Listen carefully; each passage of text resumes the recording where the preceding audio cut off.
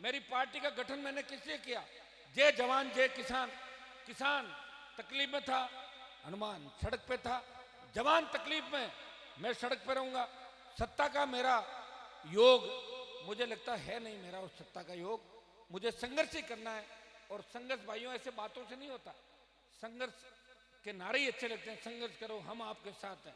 ऐसे करते करते मैंने कई नेताओं को देखा राजस्थान में। पिछली बार 2018 के अंदर कई नेता मेरे साथ भाषण देते थे राजस्थान में, मेरे मंचों पे थे, आगे बढ़ो आगे बढ़ो, चले गए वापिस। कोई बीजेपी में पहले चला गया, कोई बाद में चला गया, कोई राज्यसभा में चला गया, कोई कहीं चला गया। ये संघर्ष का नारा ही अच्छा लगता है। जब एक थानेदार कोई वारंट लेके और नोटिस लेके आता है ना घर पे, तो घरवाली कह देती, बच्चे कहते पापा छोड़ो ना ये काम, रोज की पुलिस आ रही घर पे, बंद करो अपने संघर्ष, अपने तो पैर पकड़ लो किसी के जाके, वैसे भी तो पकड़ते हैं लोग, और क्या करते हैं पैर। तो भाइयों ये संघर्ष का जो नाम दिया इस राजस्थान के अंदर नौजवानों के अंदर, वो हनुमान बेनीवाल से जरूर आप ये पाठ पढ़ोगे कि एक व्यक्ति 2003 से लगातार, वैसे तो 97-98 से आप देख लो, 2003 से लगातार मंत्री पदों को ठोकर मार के अपने भाइयों को आगे बढ़ाता हुआ, 36 कौम को आगे बढ़ाता हुआ। मुझे आप ये बता दो, अगर मुझे राजस्थान की राजनीति में से निकाल दो तो आम आदमी अगर तकलीफ में हो, उसकी आवाज कौन उठाएगा? कोई दूसरा नेता है क्या राजस्थान के अंदर? है तो मुझे नाम बता दो उसका, उस देवता का मुझे नाम बता दो, मैं भी दर्शन कर लूं उसके। कौन लड़ रहा है सड़क पे? एक ही व्यक्ति लड़ रहा है, वो आपके लिए लड़ रहा है। अगर बुढ़ापे में हमारे को राज मिल भी जाएगा, क्या फायदा? मोहन जी की तरह अगर सुनाई नहीं देगा हमारे को, तो राज का क्या करेंगे? आप बताओ मुझे। हमारे मोहन राम जी एमएलए साहब को सुनाई कम देता है। अभी मैं कह रहा, मैं कहा आए नहीं, बोले सुनाई कम दे रहा मोहन राम जी को। अब बताओ 80 साल में कोई कहते राज ले लो, क्या करेंगे राज का? उसका राज तो भैया जवानी के अंदर ही काम का होता है। जवानी तो हमारी चली गई, अब कोई राज आएगा नहीं। 23 का एक आखिरी दांव खेलते हैं मजबूती के साथ, बाकी मैं लड़ता रहूंगा, आप निश्चिंत रहें। ऐसे नहीं है कि मैं आसानी से हार मानने वाला व्यक्ति हूं। मैं वीर तेजाजी महाराज का भक्त हूं, लड़ाई लड़ूंगा। और एक मेरी आदत है, जिसके खिलाफ लड़ता हूं ना, उसके घुटने टिका देता हूं। इतिहास उठा कर देख लो, लंबी लड़ाई कोई मेरे से नहीं लड़ पाया। या तो पार्टियां में भाग गया इधर उधर, या छोड़ गया, और या कोई राजनीति छोड़ के कोई मिठाई की दुकान कर रहा है और कोई दूसरा शोरूम खोल के बैठा है। छुटवा दी राजनीति कई लोगों की भाइयों, और ये अच्छा काम किया मैंने। एक व्यक्ति मुझे कह रहा था कि आपने क्या कर लिया? मैंने ये काम किया कि 2000 फर्जी नेताओं को राजस्थान में रोक दिया, नहीं तो 2000 फर्जी नेता और बनते 15 साल में, कम से कम उनको तो रोका, नहीं तो और जेबें काटते लोगों की। मैंने किया ना, मेरे साथ साथ चलता रहा, कई चलते रहे, पीछे होते रहे, मैं आगे आगे बढ़ता रहा, ठीक ही काम किया। ये मेरे ही मंच थे, 5-5 लाख की सभाओं में आधा आधा घंटा अगर किसान के बेटे अपनी बात कहने का मौका किसी को मिलता था, हनुमान बेनीवाल के मंच से।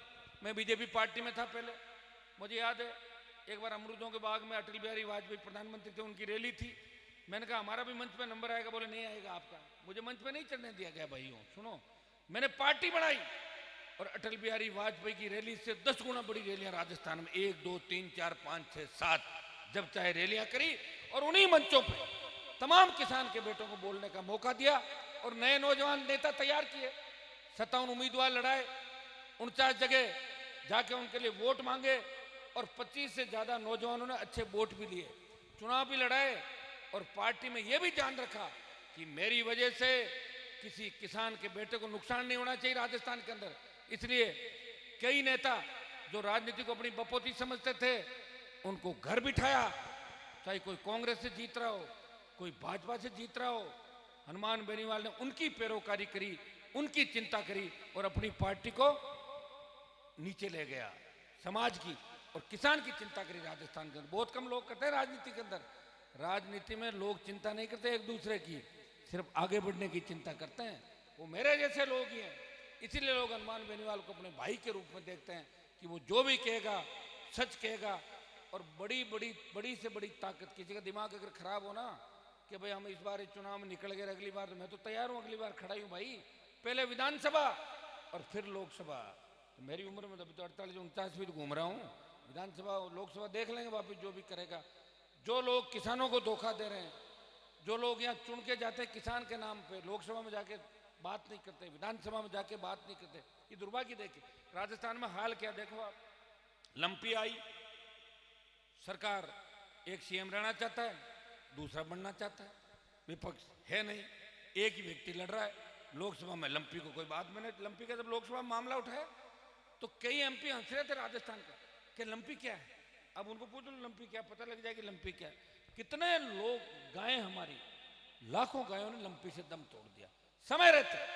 अगर सरकार चिंता करती, उड़ीसा बंगाल के अंदर 2019 में लंपी आ गई थी, किसी ने चिंता नहीं करी।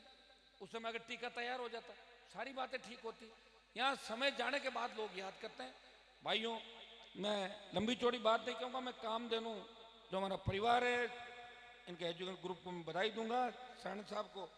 और मैं आपको विश्वास दिलाता हूँ कि गाय माता को बचाने के लिए गाय को राष्ट्र माता घोषित करें। हनुमान बेनीवाल पहला सांसद होगा जिसने लोकसभा के अंदर मामला उठाया कि गाय को राष्ट्र माता घोषित करें। निश्चित रूप से गाय हमें बचाएगी। गाय के दूध के अंदर वो सारी चीजें, हार्ट अटैक नहीं होता, गाय का दूध लगातार मिले, लेकिन मिल कहाँ रहा है आजकल। तो सारा आप देख रहे हो हालात क्या है, जो गाय की स्थिति है। अभी स्टेट वालों से बात कर लो तो वो तो पता है एक ही बात कहेंगे कि गाय तो बीजेपी वालों की है, ये कह देंगे हमारे कांग्रेस वाले तो। और भाई गाय किसी की, तो गाय तो सबकी है। ये बीजेपी तो 80 में बनी थी, कांग्रेस शायद बात थोड़ी पहले आ गई होगी, लेकिन तेजा जी तो 1000 साल पहले आए, तब क्या बीजेपी कांग्रेस थी क्या? उन तो गाय के लिए अपने प्राण न्यौछावर किए, गाय माता को बचाने के लिए। हमारे जितने भी लोक देवता हुए राजस्थान के अंदर, ज्यादातर लोक देवताओं ने गायों के लिए लड़ाई लड़ी, कुर्बानी दी, और उनके गीत गाए जाते हैं जिन्होंने गाय को बचाया। आज भी गाय को माँ के रूप में देखा जाता है। गौ माता के नाम से बड़े बलिदान हुए। आज भी हमारे किसान विपरीत परिस्थितियों के अंदर किस तरह गाय की सेवा करते हैं। इस महंगाई के दौर के अंदर मैं धन्यवाद दूंगा तमाम किसानों को जिन्होंने गांव में गौशालाएं खोल रखी है। पर सरकार अनुदान देती है, लेकिन कई जगह अनुदान टाइम पे नहीं मिलता, लेकिन किसान गाय की रक्षा कर रहे हैं। मैं सानंद साहब को धन्यवाद दूंगा कि उन्होंने जोजैसी के अंदर जो गौशाला खोल के एक संदेश दिया। ये हमारे भामाशाह किन को बोलते हैं? उस समय जब भामाशाह ने हल्दी घाटी के युद्ध के अंदर, उससे पहले महाराणा प्रताप जब तकलीफ के अंदर थे, तो भामाशाह ने आगे बढ़ के, और उनका सेव क्या धन की कमी हुआ करती थी, तो इनके नाम भामाशाह पड़े। दुर्भाग्य इस बात का देखिए कि आज हमारे भामाशाहों की स्थितियां ठीक नहीं है।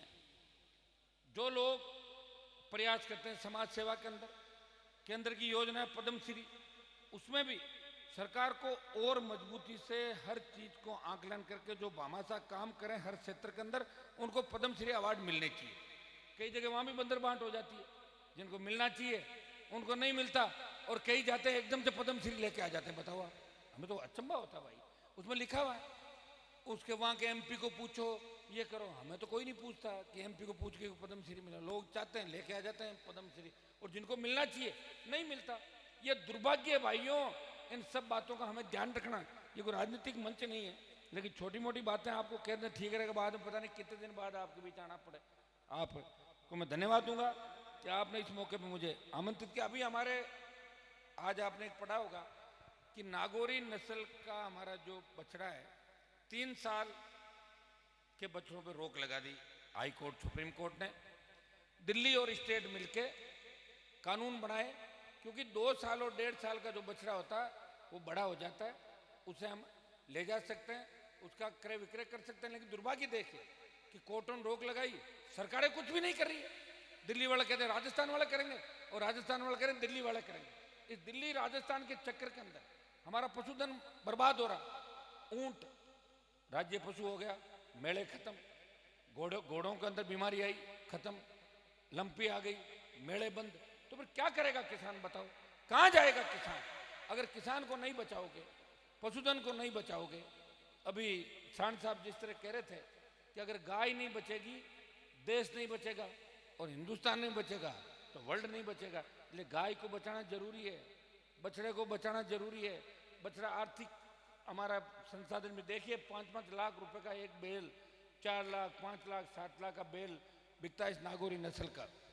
मैं आपको विश्वास दिलाता हूं कि कानून के अंदर अमेंडमेंट करा के जल्दी 3 साल की जो रोक है उसको हटवाएंगे।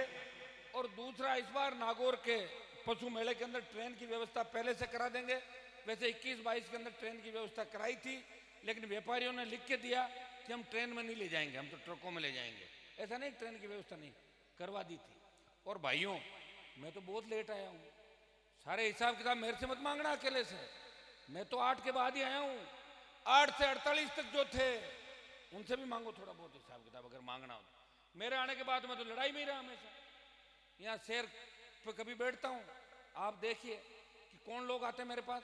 किसी कांग्रेस के मंत्री के सताए हुए लोग, किसी कांग्रेस के विधायक के सताए हुए लोग, किसी एसपी आईजी जो हमारे समाज का बड़ा हुआ आदमी है उसके सताए हुए लोग, किसी अपराधी के सताए हुए लोग।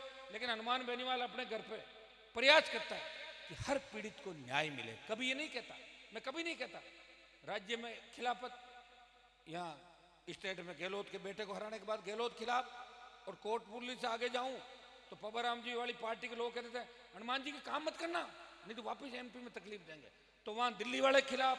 लेकिन हनुमान बेनीवाल घर आए हर व्यक्ति का काम करने का प्रयास करता है, और उसी का परिणाम है कि आप लोग दोनों हाथों से आशीर्वाद देते हो। मैं धन्यवाद दूंगा शरण साहब को कि आपने मुझे यहाँ बुलाया। मैं विश्वास दिलाता हूँ कि आगामी समय, भाइयों हम बहुत पीछे रह गए, नागौर बहुत पीछे हैं, खाली जयकारों से अब बड़ी मजबूती अपने 10-15 साल के अंदर आई है। अगर हमारे नेताओं की सोच अच्छी होती तो नेर आ जाती 50-60 साल पहले। किसने कोई कलम रोका था किसी ने? उन लोगों को नहीं रोका, नहीं आई नेर। न कोई शिक्षा की बात करी। आप कामधेनु शिक्षा की बात करो तो आप अपने दम पे कर रहे हो, किसी नेता का आशीर्वाद नहीं है। अब बच्चे हमारे आगे आ रहे हैं, इतना बड़ा जिला, आज हमारे बच्चे जिस जोश और जज्बे के साथ पढ़ना चाहते हैं। खेल के अंदर मैं रोज देखता हूँ बच्चे, संसाधन नहीं है, गांव के बच्चे आगे बढ़ना चाहिए। सरकार को खेलों के अंदर भी अलग बजट लाना चाहिए, कृषि बजट अलग हो, खेल का बजट अलग। कितना बड़ा देश है, एमएलए साहब पदक तो आते ही नहीं। एक कोई गोल्ड मिल जाता उसमें ही नाचते लोग, एक गोल्ड ले लिया इंडियन। क्या है तो 125 करोड़ का इंडिया भाई, चाइना के जितनी आबादी हो गई हिंदुस्तान की, एक गोल्ड मिल जाता है और 2-3 रजत, और उसी में इतने खुश होते हैं 6-8 महीने उसी में निकाल देते हैं। और फिर पता लगता है कि वही गोल्ड वाला कोई एमपी का चुनाव लड़ लेगा, रजत वाला एमएलए बन के आ जाएगा थोड़े दिनों बाद। ये स्थिति हिंदुस्तान के अंदर है। खेलों के लिए सरकारों को ध्यान देने की आवश्यकता है। ग्रामीण खेल कैसे आगे बढ़े, हमारे बच्चों को पूरी सुविधाएं मिलनी चाहिए। मैं कह रहा हूँ सुविधाएं अगर पूरी मिले ना तो हम तो वो लोग हैं जो अकाल के समय, आप देखिए हमारे लोग जब अकाल पड़ते थे तो किस तरह चले जाते थे बाहर, फिर वापिस आते थे। अंग्रेजों ने तकलीफ दी, जागीरदारों ने कोई कोर कसर नहीं छोड़ी, अकाल का साया और नेताओं का धोखा, फिर भी हम मिटे नहीं, मरे नहीं, लड़ते रहे। माँ भारती की सेवा में भी सेना में सबसे ज्यादा जवान हमारे जाके कुर्बानी देते हैं, और आंतरिक सुरक्षा के लिए भी आपके सारे जो पैरामिलिट्री फोर्स है उसमें हमारे बच्चे, पुलिस के अंदर हमारे बच्चे, और रैली करने के लिए हमारी जरूरत पड़ती है, लेकिन राज करने के लिए आप नहीं है। राज आपको कोई नहीं देगा। नहीं तो प्रदेश में मुख्यमंत्री कभी असली किसान का बेटा बना, और देश की तो छोड़ो थोड़े दिनों के लिए बन भी गए तो हाथों हाथ समर्थन लेके और उनको कांग्रेस पार्टी ने उतार दिया था। इन सारी बातों को आप लोगों को याद रखना है। मैं चूंकि ज़्यादा राजनीतिक बात कह गया तो कई लोगों को तकलीफ भी हो गई होगी, लेकिन मैं पुनः